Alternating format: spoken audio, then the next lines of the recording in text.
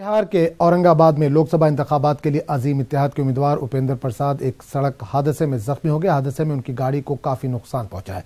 हादसा NH 139 पर उस वक्त पेश आया जब उनकी गाड़ी को एक दूसरी गाड़ी ने जोरदार टक्कर मार दी। हालांकि उपेंद्र प्रसाद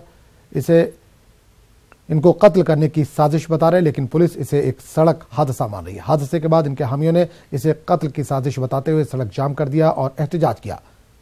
किसी तरह हालात पर काबू पाने के बाद उपेंद्र प्रसाद को औरंगाबाद के सदर अस्पताल लाया गया और इनका इलाज किया गया। टक्कर मारने वाली गाड़ी में सवार 2 अफराद को गिरफ्तार कर लिया गया, उनसे पूछताछ जारी है। गाड़ी का पोजीशन देख लीजिए, हम लोग जा रहे थे लेफ्ट साइड से, बहुत तेज गति से उधर गाड़ी आई है। हमारा ड्राइवर तो इमरजेंसी ब्रेक लगाकर रोक दिया और उस गाड़ी ब्रेक भी नहीं लिया, सीधे आकर धक्का मारा। हमें लगता है कि निश्चित रूप से कोई साजिश के तहत हमको हत्या करने की साजिश थी। हमको सूचना मिली कि महागठबंधन के प्रत्याशियों की गाड़ी एक्सीडेंट हो गई है।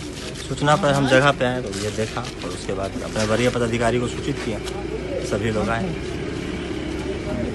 प्रथम दृष्टया क्या नजर आता है? एक्सीडेंट है तो जांच के बाद ही कुछ कहा जा सकता है।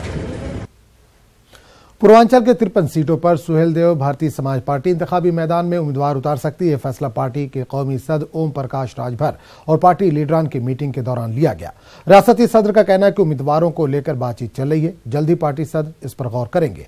अगर ओम प्रकाश राजभर की पार्टी ऐसा करती है तो बीजेपी की मुश्किलें बढ़ सकती हैं।